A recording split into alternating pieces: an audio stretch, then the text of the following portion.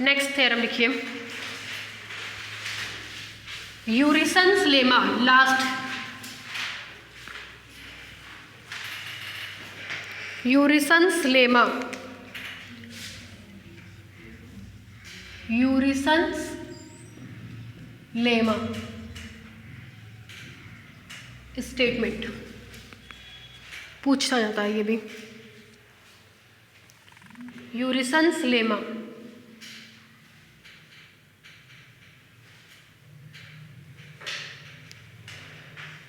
बोले स्टेटमेंट लिखिए, let X comma D be a metric space, let X comma D be a metric space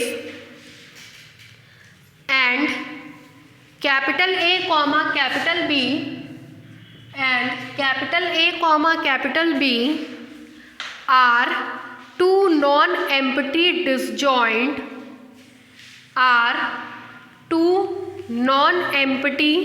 disjoint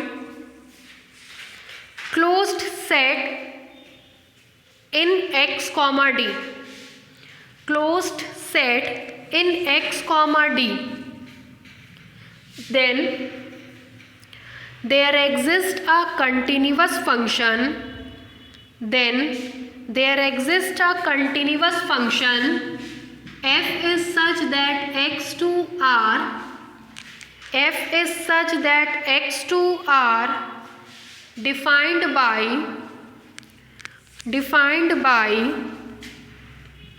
fx is equal to threat बनाइए, इसको threat कहते हैं 1 0। ये तब होता है जब x a में पाया जाता है, ये तब होता है जब x b में पाया जाता है। और आपको पता है a और b डिसजॉइंट है, मतलब दोनों का इंटरसेक्शन लेने पर क्या आएगा 5, उसी में आगे लिखाएगा ये एंड a कॉमा b, हाँ यहीं पे उसी थ्रेट में लिखाएगा भाई, इसी के आगे लिखाएगा, इसी के आगे। ये पढ़िए, यही स्टेटमेंट है। क्या कह रहा है, x कॉमा डी कोई मैट्रिक स्पेस है, a और b आपके दो non empty disjoint close sets हैं। क्लोज्ड है, डिसजॉइंट है। डिसजॉइंट का मतलब a intersection b is equal to 5 और क्लोज्ड आपको पता ही है कि सारे के सारे लिमिट पॉइंट उसमें कंटेन करेंगे। तो हम मान लेंगे कि ये डेफिनेशन थ्रेट वाली होल्ड होती है, मतलब fx की वैल्यू 1 आती है और क्या आती है 0।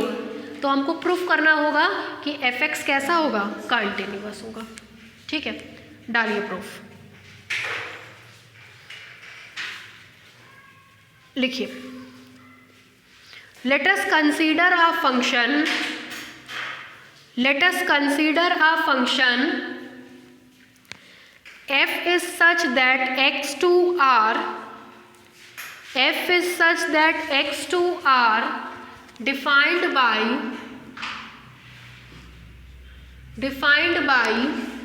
देखिए fx इज इक्वल टू, ये हम अपने मन से डिफाइन कर रहे हैं, आपको याद करना पड़ेगा। हमने आपको कई बार बताया है जो नाम वाले थ्योरम्स होते हैं उनको प्रूफ करने का एक स्पेसिफिक तरीका होता है, क्योंकि ये उसी मैथमेटिशियन ने प्रूफ किया है, तो इसमें आप बहुत डिस्टर्बेंस नहीं कर सकते। जैसे आप लोगों ने इंटरमीडिएट वैल्यू थ्योरम पढ़ा होगा बीएससी सेकेंड ईयर में, आइलर्स थ्योरम पढ़ा होगा, उसके बाद इस तरह के जितने भी थ्योरम्स पढ़े थे उसको प्रूफ करने का एक तरीका था, वो वैसे ही प्रूफ होता था। तो ये यूरिसन ने प्रूफ किया, उसमें मेरा कोई रोल नहीं। हम ये ज़रूर चेक कर सकते हैं आपकी यूरिसन ने कुछ गलत तो नहीं किया है, कोई स्टेप गलत तो नहीं लिख दिए हैं, ऐसा नहीं कि fx कुछ लिखे हैं आ कुछ रहा है, बस ये आप चेक कर सकते हैं, स्टेप आप नहीं बदल सकते हो। ठीक है, इसलिए ये नाम वाले थ्योरम बहुत इंपॉर्टेंट होते हैं। जैसे यूरिसन ने कहा था fx की value dx comma b upon dx comma a plus dx comma b के बराबर होगी for every x belongs to x। तो आप ये चेक कर सकते हैं कि ये और ये सेम है या नहीं, हम करके दिखा रहे हैं। अगर x b में पाया जाएगा तो fx की वैल्यू 0, x b में पाया जाएगा तो उस केस में जाहिर सी बात है अगर x b में पाया जाता है तो dx b की वैल्यू 0 होती है। अभी मैंने आप लोग को बताया था कि अगर मैं इस क्लासरूम में हूँ, x इस क्लासरूम में है, तो मेरे से डिस्टेंस निकलेगी 0 आएगी, इन्फीमम लेने पर क्या होगा 0। लेकिन अगर हम इस क्लासरूम में नहीं हैं तो मेरी डिस्टेंस कभी भी 0 के बराबर नहीं होगी।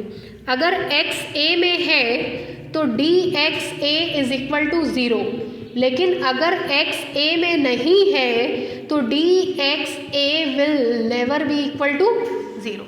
ठीक, चलिए पहला पॉइंट, अगर x a में है, अगर x a में है तो ये 0 कट जाएगा अभिषेक, ठीक है, कितनी आएगी वैल्यू 1। अगर x b में है तो dx भी 0, 0 upon something is equal to 0। तो बस आप यही चेक कर सकते हैं ना, ठीक है, लिखिए।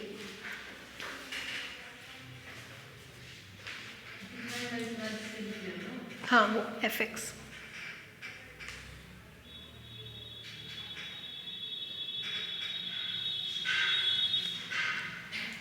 हो गया। नीचे से लिखिए, now for every x belongs to a, black board पे देखिए, बाद में करिएगा। For every x belongs to a, dxa की डेफिनेशन अभी पीछे लिखवाए थे, infimum of dx comma a for every small a belongs to capital A। This implies that fx की वैल्यू 1 होगी कब, जबकि x कहाँ पाया जाएगा, a में। If x belongs to a, this implies dxa is equal to 0। dxa 0 होते ही आपको fx का मान मिलेगा dxb, देखते चलिएगा गलत तो नहीं लिख रहे हैं, dxb upon 0 plus dxb which is equal to 1। ठीक है अभिषेक, ठीक है, आगे देखिए। And similarly if x belongs to b, then dxb is equal to 0. This implies that fx is equal to 0. क्यों ऐसा होगा? If x belongs to b, this implies dxb is equal to 0. This implies fx is equal to dxb 0 upon dxa plus 0 is equal to 0। ठीक है, यहाँ तक में कोई doubt नहीं? फिर देखिए, लिखिए इतना,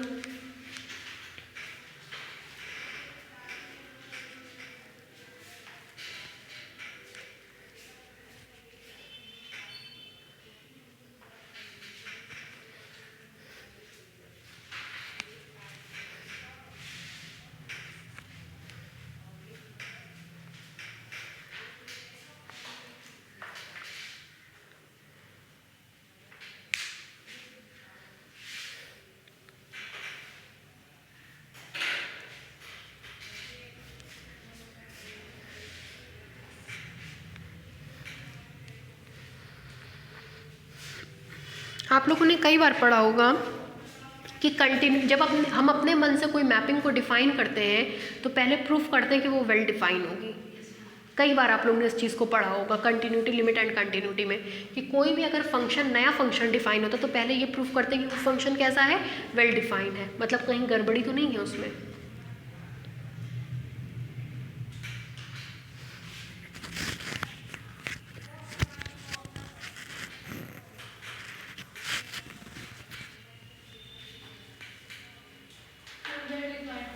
वेल डिफाइन का मतलब मैपिंग जो डिफाइन की है कहीं गलत नहीं है, मतलब उसको डिफाइन करना ठीक है, मतलब सही है, हमने सही डिफाइन किया, ऐसा नहीं कुछ उटपटांग डिफाइन कर दिया है।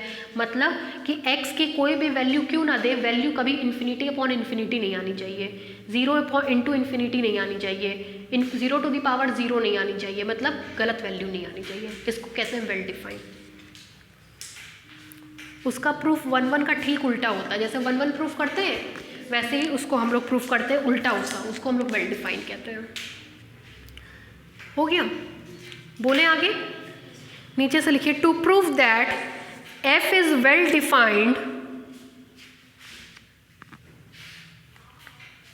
अगर नीचे वाली वैल्यू 0 हो गई तो 1/0 is equal to infinite, well defined नहीं है फिर ये। तो अगर इसको वेल डिफाइंड दिखाना है तो ये दिखाना होगा कि नीचे वाला कभी भी ज़ीरो नहीं होगा। ठीक है, लिखिए to prove that F is well defined comma we have to prove that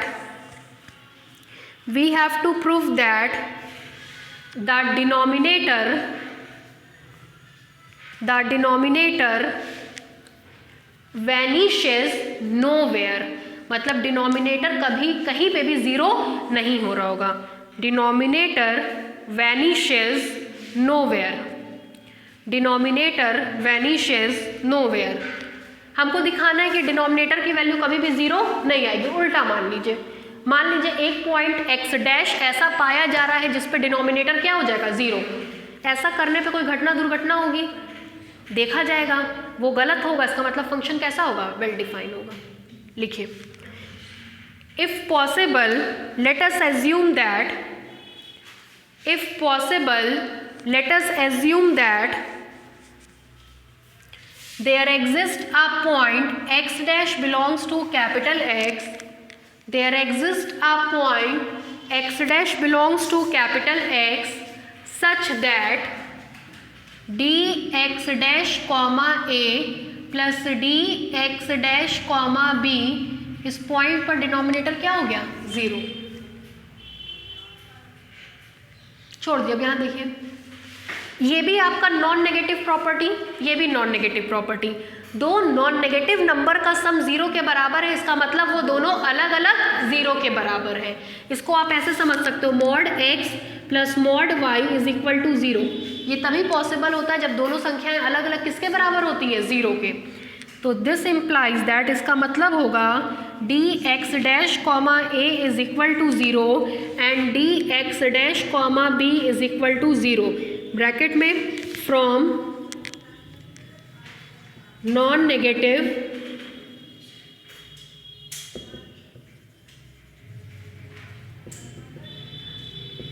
ठीक है। फिर देखिए दिस इम्प्लाइज दैट, ये ज़ीरो होने का मतलब कि ये पॉइंट इसी में पाया जा रहा है।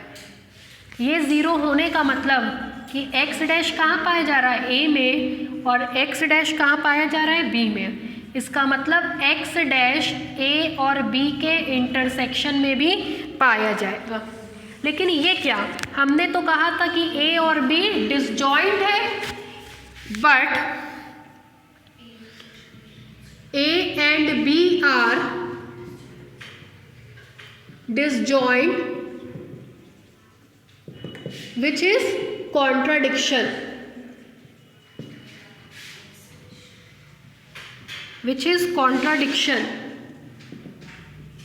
hence इसका मतलब डिनोमिनेटर dxa प्लस dxb कभी भी ज़ीरो के बराबर नहीं होगा x में पाए जाने वाले किसी भी पॉइंट के लिए। इतना लिखिए।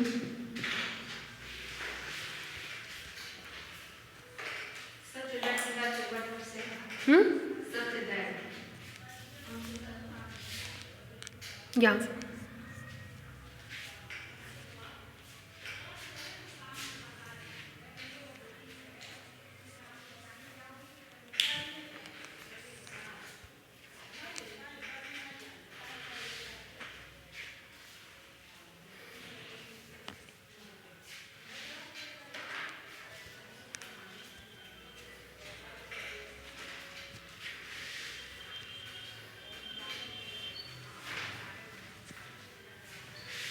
समझ में आया वेल डिफाइन का मतलब। वैसे इसको प्रूफ करने का तरीका होता है 1 1 का उल्टा।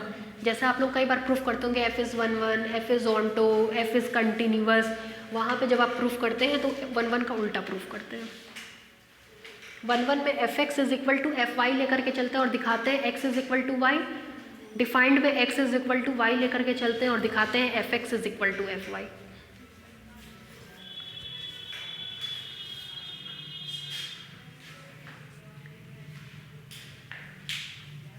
हो गया भाई। इसका क्या मतलब हुआ कि फंक्शन हमारा कैसा होगा, वेल डिफाइंड होगा। नीचे से लिखिए, बोले देखिए, दस the function F is well defined, इसका मतलब यूरिसन ने कुछ गलत नहीं दिया है, ढंग का फंक्शन दिया है ना। ये भी हम लोग यूरिसन को चेक कर रहे थे, क्रॉस चेक कर रहे थे कि कहीं कुछ गलती तो नहीं किए हैं। दस the function is well defined. अब देखिए एक थ्योरम बहुत छोटी क्लास में पढ़ा होगा आपने, डिस्टेंस फंक्शन हमेशा कंटिन्यूअस होता है। Distance function is continuous, distance function है कंटिन्यूअस होगा, ये भी कंटिन्यूअस है, ये भी कंटिन्यूअस है। फिर आपने पढ़ा होगा sum of two continuous function is always continuous, तो ये भी कंटिन्यूअस है। फिर आपने पढ़ा होगा division of two continuous function is always continuous बशर्ते नीचे वाला कभी भी जीरो नहीं होना चाहिए। इसका मतलब ये पूरा कैसा है, कॉन्टिन्यूअस, तो ये भी कैसा हो जाएगा, कॉन्टिन्यूअस। नीचे से लिखिए, since we know that distance function is always continuous, since we know that distance function is always continuous, नीचे से लिखिए, therefore numerator and denominator of therefore numerator and denominator of therefore numerator and denominator of fx are continuous, fx are continuous। और दो continuous function का quotient भी क्या होता है, continuous, provided to the condition denominator will never be vanishes at a given point, है ना।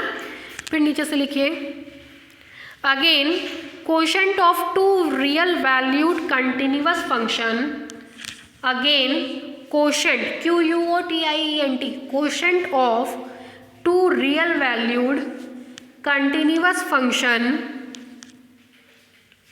two real valued continuous function are also continuous,